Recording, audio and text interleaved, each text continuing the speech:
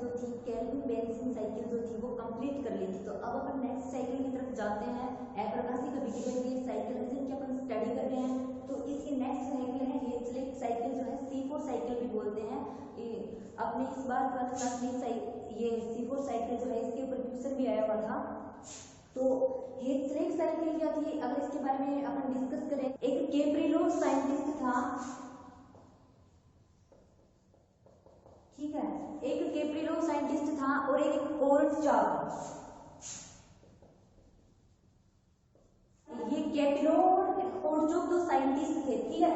कैप्रिलो जो था उसने 1960 में और ये कोर्टचाक और इसके सहयोगी जो थे इन्होंने 1965 में क्या देखा, इन्होंने देखा कि CO2 के स्थिरीकरण के बाद में CO2 का जब फिक्सेशन हो रहा था उसके बाद में प्रथम स्थायी उत्पाद अपना क्या था, अपन ने पढ़ा था C3 साइकिल में 3 कार्बन युक्त क्या था, फास्फोग्लिसरिक अम्ल था, ठीक है। 3 कार्बन युक्त फास्फोग्लिसरिक अम्ल क्या था, C3 साइकिल का ये प्रथम स्थायी उत्पाद था ना। मैंने ये बोला था, ये इंपॉर्टेंट क्वेश्चन है।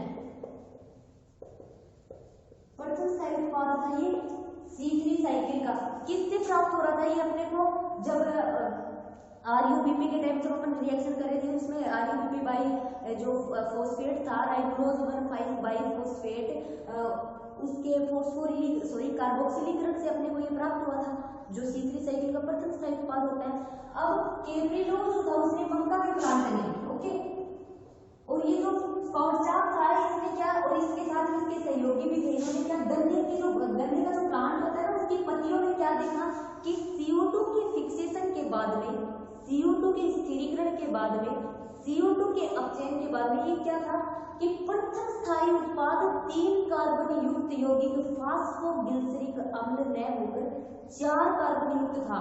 और वो कौन सा था, अगर उस प्रोडक्ट की अपन बात करें वो क्या था, ऑक्जेलो एसिटिक अम्ल, ओके, ऑक्जेलो एसिटिक अम्ल था वो प्रोडक्ट जो था, वो 3 कार्बन युक्त ना होकर 4 कार्बन युक्त परमाणु था जो CO2 का स्थिरीकरण हो रहा था, ठीक है, जिसको अपन ऑक्जेलो एसिटिक अम्ल बोलते हैं। और इस बात की फिर पुष्टि किसने की, इस बात की पुष्टि की थी फिर हेज़लेक ने, ठीक है, हेज़ और स्लेक थे, उन्होंने इस बात की पुष्टि कर दी थी, कब की थी, 1966 में, ठीक है, 1966 में हेज़ और स्लेक ने किया था भाई, इन्होंने, इसीलिए इसको हेज़लेक साइकिल बोलते हैं। अब कैप्रिलो और कोर्टचाक के चलो भले इंसान थे, इन्होंने बता दिया भाई ये प्रथम स्थायी उत्पाद ये प्राप्त नहीं होकर ये दूसरा प्राप्त होता है, इनकी बहुत अच्छी बात थी, लेकिन क्या किया था, पुष्टि ये लोग नहीं कर पाए थे उस चीज की। पुष्टि किसने की थी, हेज़ और स्लेक ने की थी, और पूरा का पूरा परिपथ और पूरी की पूरी जो साइकिल थी वो इन दोनों ने खोजी थी। तो भाई श्रेय किसको गया, हेज़ और स्लेक को चला गया, इसीलिए इस साइकिल को हेज़लेक साइकिल बोल देते हैं, C4 साइकिल बोल देते हैं, ठीक है। C4 साइकिल यही होती है जिसमें प्रथम स्थायी उत्पाद PGA न होकर क्या होता है, ऑक्जेलो एसिटिक अम्ल होता है। अब अगर बात करें जिन प्लांट्स किन में पाया जाता है, ये एक बीजपत्री प्लांट जो मक्का गन्ना हो गया उनके अंदर पाया जाता है ये C4 साइकिल। इसके अलावा कुछ द्विबीजपत्री पादप भी होते हैं, जैसे यूफोर्बिया, एमरेंथस हो गए, ऐसे द्विबीजपत्री प्लांट में ये पाया जाता है। अब अपन डिस्कस करें अगर नेक्स्ट जो ये C4 साइकिल होती है, हेज़लेक साइकिल होती है, इसमें क्या है कि ये जो प्लांट होते हैं C4 प्लांट, इनकी स्ट्रक्चर कैसी होती है, अगर हम प्लांट के स्ट्रक्चर के बारे में डिस्कस करें जिनके अंदर ये C4 साइकिल प्रेजेंट होती है, C4 पादपों की संरचना क्या विशिष्टता होती है, इनकी संरचना में क्या डिफरेंस होता है बाकी जो प्लांट्स होते हैं उनसे अगर हम देखें तो C4 जो प्लांट्स होते हैं इनमें 2 प्रकार की प्रकाश संश्लेषी कोशिकाएं पाई जाती है। C4 प्लांट्स में क्या पाई जाती है, 2 प्रकार की प्रकाश संश्लेषी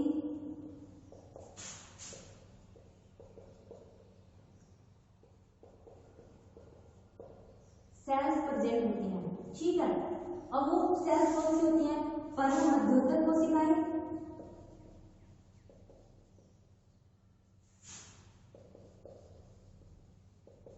एंड फूल आच्छादित कोशिकाएं,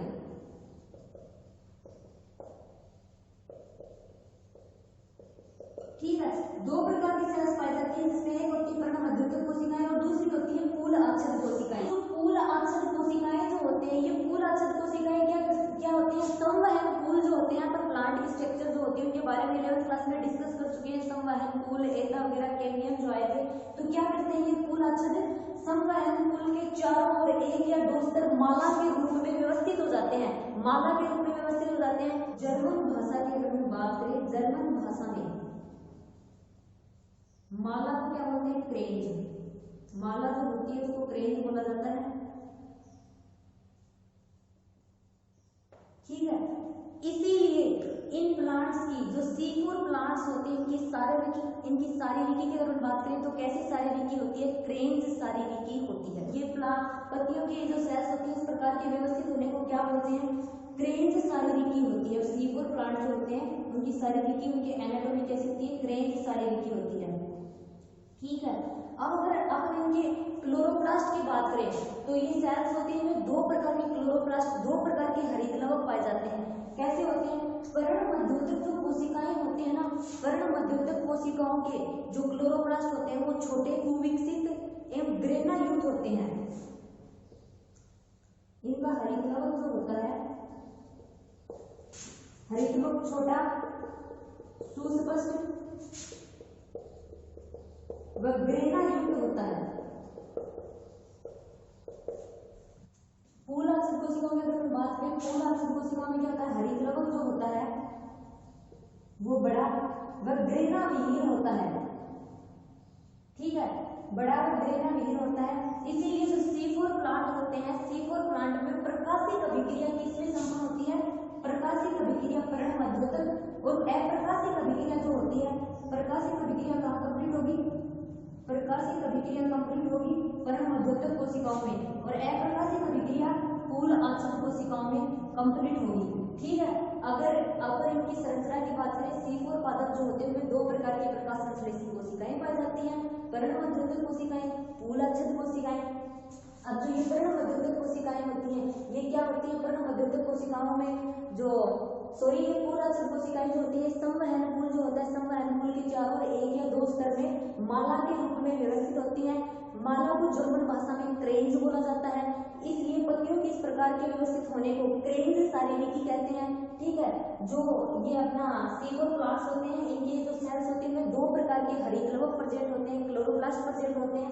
पर्णमध्योतक जो कोशिकाएं होती हैं उनके अंदर क्या होता है, हरित लवक जो होता है वो छोटा, सुस्पष्ट व ग्रेना युक्त होता है। लेकिन पूल आच्छादित कोशिकाएं जो होती है उनमें क्या होता है, हरित लवक बड़ा एवं ग्रेना विहीन होता है। जो C4 प्लांट्स जो होते हैं, C4 प्लांट्स की पर्णमध्योतक सेल्स में क्या होती है, प्रकाशिक रिएक्शन जो होती है वो कंप्लीट होती है, लाइट रिएक्शन, प्रकाशिक अभिक्रिया यहाँ संपन्न होती है। पूल आच्छादित कोशिकाओं में अप्रकाशिक अभिक्रिया कंप्लीट होती है। अब अपन देखते हैं कि ये C4 साइकिल जो होती है इसमें क्या, कैसे इसकी क्रिया विधि होती है, ये साइकिल की जो स्ट्रक्चर होती है वो कैसे होती है। तो C4 साइकिल में सबसे पहले अपन ने देखा था कि पर्णमध्योतक सेल्स होती है और पूल आच्छादित सेल्स होती हैं, ठीक है। पर्णमध्योतक सेल्स, जिसमें पर्णमध्योतक जो सेल्स थी उसमें क्या हो रहा था, पर्णमध्योतक सेल्स में प्रकाशिक अभिक्रिया कंप्लीट होगी अपनी और अप्रकाशिक अभिक्रिया पूल आच्छादित कोशिकाओं में। तो ये अपना पर्णमध्योतक कोशिका और यहाँ पे आएगा पूल आच्छादित कोशिका,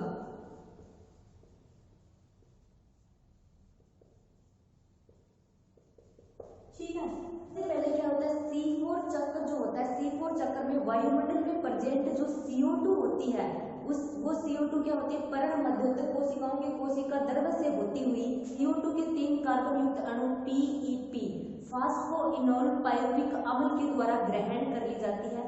वायुमंडल की CO2 होती है वो पर्णमध्योतक कोशिकाओं की कोशिका द्रव्य में पहुंचती है।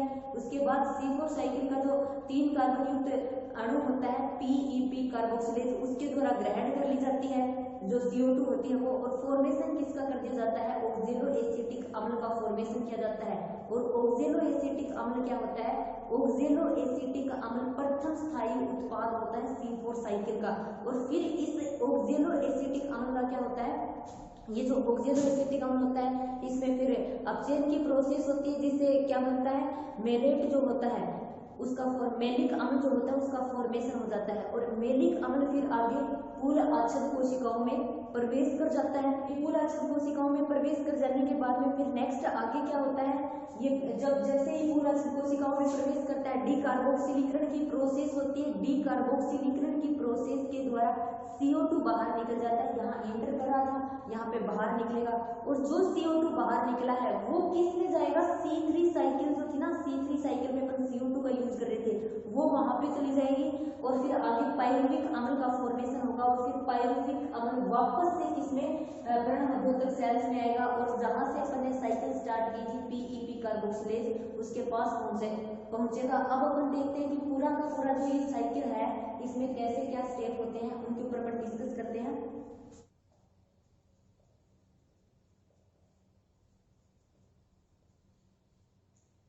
अब फास्फोइनोल पायरुवेट अम्ल जो होता है वो यहां से एंजाइम कौन सा होगा, PEP कार्बोक्सिलेज।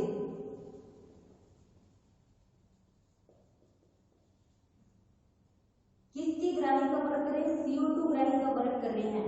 फॉर्मेशन किसका कर रहे हैं, OAA ऑक्जेलो एसिटिक अम्ल का, ऑक्जेलो एसिटिक अम्ल। और ये ऑक्जेलो एसिटिक अम्ल क्या है, ये ऑक्जेलो एसिटिक अम्ल जो है अपनी C4 साइकिल का प्रथम स्थायी उत्पाद है। ये इंपॉर्टेंट क्वेश्चन है, 1 नंबर में पूछ सकते हैं इसको। अब आगे क्या होगा, NADPH2 जो है उसका अपचयन होगा किसमें, NADP में।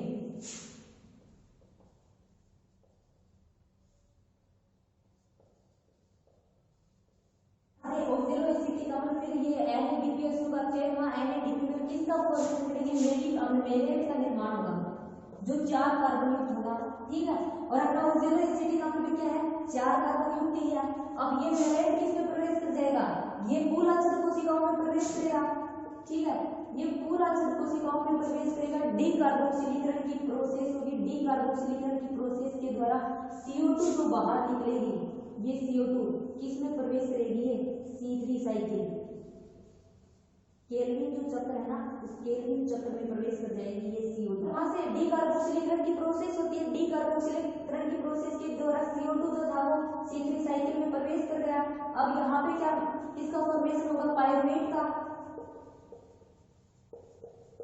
NADP से यहाँ पे NADPH2 का फॉर्मेशन हो जाएगा। अब ये जो पायरुवेट है ये 3 कार्बन युक्त है, ठीक है। अब ये पायरुवेट क्या करेगा, पर्णमध्योतक सेल्स जो है उनमें प्रवेश करेगा, ठीक है। और किसका निर्माण करेगा, फास्फोइनोल पायरुवेट का फॉर्मेशन करेगा फास्फोरिलीकरण की प्रोसेस के द्वारा, जिससे किसका निर्माण होगा, ATP से ADP का फॉर्मेशन होगा, ठीक है। ये थी अपनी C4 साइकिल। अब मैं अगर आपको बताऊं इसमें क्या कुछ हो रहा था, तो जो सबसे पहले CO2 जो होती है, अपन C3 साइकिल की बात करें, C4 साइकिल की बात करें, या फिर क्रेसुलेशन अम्ल पापच्य चक्र की अपन बात करेंगे। क्या पढ़ रहे हैं अपन, स्टडी किसकी कर रहे हैं, CO2 का क्या हो रहा है, CO2 से शर्करा का फॉर्मेशन कैसे हो रहा है, उसी के ऊपर स्टडी कर रहे हैं। तो कुछ प्लांट्स होते हैं उनमें C4 साइकिल पाई जाती है, जैसा कि अपने C3 साइकिल में भी स्टार्ट किया था, तब क्या था उसमें जो राइबोलोज 1,5 बाइफॉस्फेट जो था, RUPP जो था, वो क्या कर रहा था, CO2 ग्राही का वर्क कर रहा था।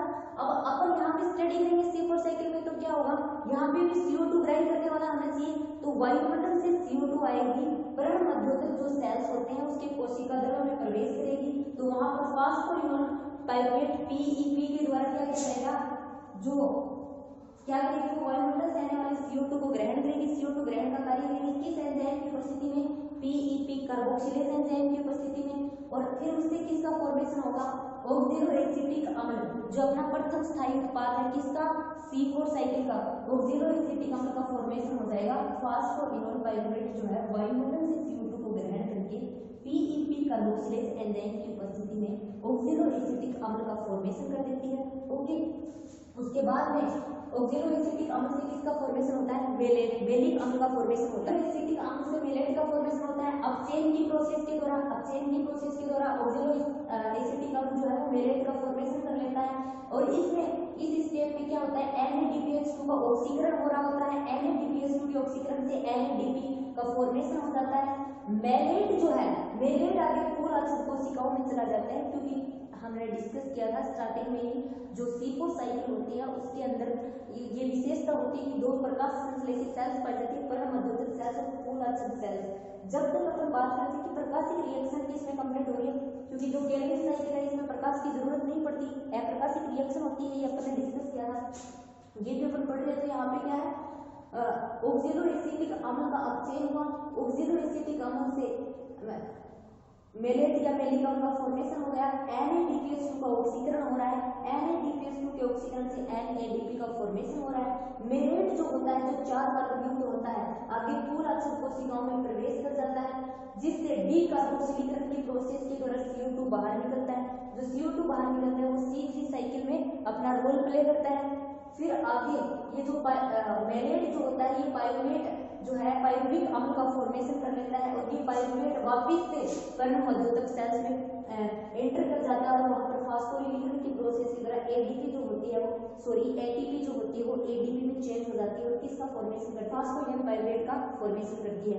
ये पूरी की पूरी प्रोसेस थी अपनी C4 साइकिल के अंदर। अगर अपन बात करें कि इसकी विशेषता क्या है C4 साइकिल की, तो C4 साइकिल ये जो प्लांट होते हैं जिनमें C4 साइकिल कंप्लीट होती है, उन प्लांट्स की अगर विशेषता की अपन बात करें, उनमें क्या होता है, C4 प्लांट्स होते हैं, ये क्या है, उच्च टेम्परेचर वाला जो क्षेत्र होता है जहाँ पर गर्मी ज्यादा होती है, वहां पर भी इन प्लांट्स को आसानी से उगाया जा सकता है। CO2 की कम सांद्रता के ऊपर भी जो प्रकाश संश्लेषण की जो प्रोसेस है, ये आसानी से कंप्लीट हो जाती है। जो ये एंजाइम होता है इसका PEP, ये CO2 की कम सांद्रता के ऊपर भी क्या हो सकता है, सक्रिय हो जाता है। तो ये हो गई इसकी विशेषता। इसमें C4 चक्र में और C3 चक्र में डिफरेंस भी दे रखा है। तो C3 साइकिल और C4 प्लांट C3 प्लांट और C4 प्लांट होते हैं, उनके मेन डिफरेंस की अपन बात करें तो C3 प्लांट जो होते हैं वो C3 प्लांट 10 से 25 डिग्री सेल्सियस उनका नॉर्मल टेम्परेचर होता है, वहाँ पे ग्रो करते हैं।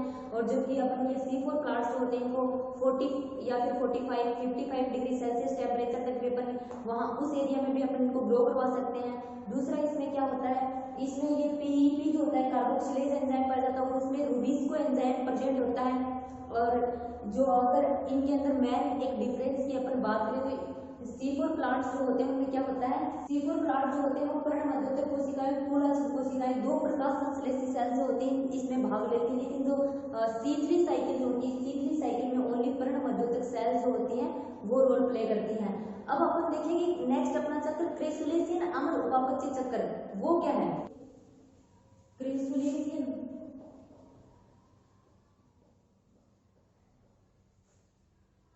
अम्ल उपापचय चक्र, क्रेसुलेशियन अम्ल उपापचय चक्र, इसके बारे में अगर हम डिस्कस करें तो C4 और C3 ये सेम से ही है बिल्कुल। क्रेसुलेशियन अम्ल उपापचय चक्र इसमें मेनली होता क्या है, जिनमें ये चक्र पाया जाता है ना वो प्लांट क्या कहाँ पर शुष्क वातावरण में प्रेजेंट होते हैं। अम्ल उपापचय चक्र जिन प्लांट्स में पाया जाता है उन प्लांट्स में उनकी जो पत्तियां होती हैं वो मोटी और मांसल होती हैं, ठीक है। उनमें क्या होता है कि जो रंध्र जो होते हैं वो रंध्र इनके स्टोमेटा रात्रि के समय खुलते हैं और दिन के समय बंद होते हैं, ठीक है। ऐसे रंध्र जो रात्रि के समय खुलते हैं और दिन के समय बंद होते हैं उनको हम तनिर्सक्रिय रंध्र बोलते हैं, ठीक है। तनिर्सक्रिय रंध्र बोला जाता है, जो रात्रि के समय खुलते हैं, रात्रि में खुलते हैं और दिन में बंद होते हैं। तो ये जो क्रेसुलेशियन अम्ल उपापचय चक्र जो होता है जिन प्लांट्स में पाया जाता है उनमें क्या होता है, रंध्र जो होते हैं वो नाइट में होते हैं, ओपन होते हैं और डे में क्लोज हो जाते हैं, बंद हो जाते हैं, ठीक है, जिसके कारण उनको तनिर्सक्रिय रंध्र बोला जाता है। अब इसमें भी क्या होता है, अगर हम क्रेसुलेशियन अम्ल उपापचय चक्र की बात करें तो इसका भी प्रथम स्थायी उत्पाद क्या होता है, ऑक्जेलो एसिटिक अम्ल ही होता है। अब अगर हम बात करें कि इस क्रेसुलेशियन अम्ल उपापचय चक्र की महत्वपूर्ण विशेषता क्या होती है, तो इसकी महत्वपूर्ण विशेषता ये होती है कि ये CO2 के स्थिरीकरण की प्रोसेस जो होती है, CO2 का स्थिरीकरण कब करेगा, रात्रि में करेगा। और CO2 का अपचयन कब करेगा? CO2 का अपचयन ये दिन में करेगा। क्या होता है कि जो क्रेसुलेशन अमल वापस जिन प्लांट्स में पाया जाता है, प्लांट्स में क्या होता है कि स्टोमेटा रंध्र क्या होते हैं, रात्रि के समय खुलते हैं। रात्रि के समय खुलेंगे तभी तो वो जब रंध्र पोर्स जब ओपन होंगे तभी वो वायुमंडल से CO2 को ले पाएंगे। तो ये क्या करते हैं, रात्रि के समय CO2 जो होती है उसको लेते हैं, फिर क्या करते हैं, उसका स्थिरीकरण की जो प्रोसेस होती है वो नाइट में करते हैं, और फिर CO2 का अपचयन, CO2 में अपचयन की प्रोसेस के द्वारा जो शर्करा का फॉर्मेशन होता है वो दिन में बनाते हैं। ठीक है, CO2 से अपचयन की प्रोसेस के द्वारा शर्करा का निर्माण ये प्लांट का बनाते हैं, दिन में बनाते हैं, और ये सारी की सारी प्रोसेस इनके एक सेल्स में, एक कोशिका में प्रेजेंट हो जाती है। ये जो क्रेसुलेशन अम्ल उपापचय चक्र है उसकी महत्वपूर्ण विशेषता होती है।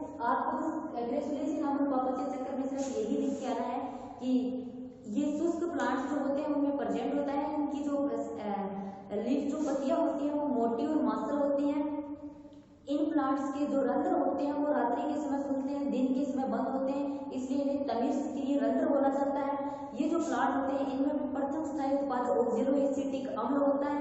अगर आगे हम डिस्कस करें तो क्या होगा कि ये जो प्लांट्स होते हैं इनकी महत्वपूर्ण विशेषता ये होती है कि इनमें CO2 के स्थिरीकरण की जो प्रोसेस होती है वो रात्रि में होती है, और CO2 का अपचयन, CO2 के अपचयन से शर्करा का फॉर्मेशन जो होता है वो दिन में होता है।